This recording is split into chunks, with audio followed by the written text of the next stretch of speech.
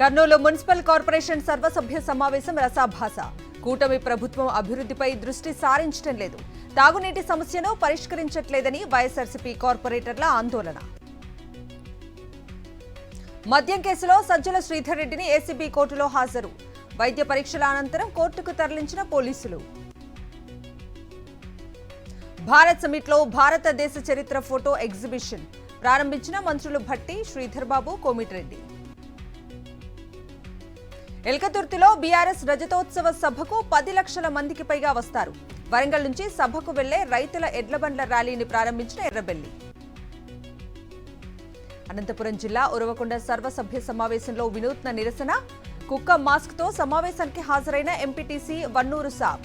కుక్కలు, కోతుల బెడద నుంచి ప్రజలను కాపాడాలని కోరుతూ ఆందోళన. పెద్దపల్లి జిల్లా రామగిరిలోని జేఎన్టీయూహెచ్ కాలేజ్లో అసిస్టెంట్ ప్రొఫెసర్ల నిరసన.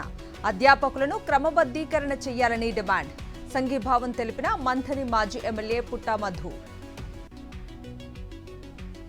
మెట్రో రైల్లో నిషేధిత బెట్టింగ్ యాప్లు ప్రమోట్ చేసింది నిజమే, హైకోర్టులో అంగీకరించిన మెట్రో అధికారులు. తెలంగాణ, ఛత్తీస్గఢ్ రాష్ట్రాల సరిహద్దుల్లోని కర్రెగుట్టలో ఐఈడీ బాంబు పేలుడు. ఘటనలో డీఆర్జీ జవాన్కు తీవ్ర గాయాలు, ఆసుపత్రికి తరలింపు. మాకు సమాచారం ఇవ్వకుండా ప్రజాప్రతినిధులు పర్యటనలు చేయొద్దు. మహబూబాబాద్ జిల్లాలోని ఏజెన్సీ ప్రాంతంలో ప్రకటించిన పోలీసులు. రంగారెడ్డి జిల్లా కుంట్లూరులో భారీ అగ్ని ప్రమాదం. మంటలు చెలరేగి 500 గుడిసెలు దగ్ధం. కర్రెగుట్టలో భారీ ఎన్కౌంటర్, 28 మంది మావోయిస్టులు మృతి. కర్రెగుట్ట కాల్పులపై పౌర హక్కుల సంఘాల ఆగ్రహం.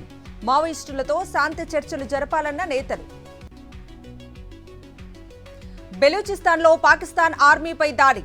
బిఎల్ఏ దాడిలో 10 మంది పాక్ సైనికులు హతం. పెహల్గాం ఉగ్రదాడిపై నోరు విప్పిన పాక్ ప్రధాని. ఏ ముప్పునైనా ఎదుర్కొంటామన్న షెహబాజ్ షరీఫ్. సింధు నదిలో భారతీయుల రక్తం పారుతుంది. భారత్పై విషం చిమ్మిన పాక్ మాజీ మంత్రి బిలావల్ భుట్టో. హైదరాబాద్లో పాకిస్తానీల పోలీసుల నిఘా. 4 పాకిస్తానీయులకు పోలీసుల నోటీసులు. షార్ట్ టర్మ్ వీసా హోల్డర్స్ గా ఉన్నట్లు గుర్తింపు. ఘనంగా పోప్ ఫ్రాన్సిస్ అంత్యక్రియలు. నివాళులర్పించిన వివిధ దేశాల అధినేతలు.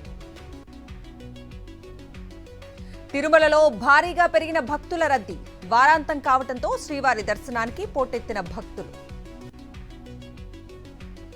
విశాఖలో కూటమి నేతల మధ్య బయటపడ్డ విభేదాలు. విష్ణుకుమార్ రాజుపై గంటా శ్రీనివాసరావు ఫైర్. తన నియోజకవర్గంలో జోక్యం చేసుకోవటం సరికాదన్న గంటా. తెలుగు రాష్ట్రాల్లో దంచి కొడుతోన్న ఎండలు. పలుచోట్ల గరిష్ట ఉష్ణోగ్రతలు నమోదు. 15వ రోజ్గార్ మేళాలో పాల్గొన్న ప్రధాని మోదీ. మొత్తం 51,000 మందికి నియామక పత్రాలు అందజేత. కర్ణాటక హైకోర్టులో నటి రన్యారావుకు చుక్కెదురు. బెయిల్ పిటిషన్ను కొట్టేసిన ధర్మాసనం. ఉత్తర కొరియా వద్ద 5,000 టన్నుల డిజాస్టర్ నౌక. విధ్వంసక నౌకను ప్రారంభించిన అధ్యక్షుడు కిమ్. దేశవ్యాప్తంగా స్వల్పంగా తగ్గిన బంగారం ధరలు. హైదరాబాద్లో 98,230 రూపాయలకు చేరిన 24 క్యారెట్ల గోల్డ్. పెహల్గాం ఉగ్రదాడిపై తీవ్రంగా స్పందించిన గంగూలీ. పాక్తో క్రికెట్ సంబంధాలను పూర్తిగా తెంచుకోవాలన్న దాదా.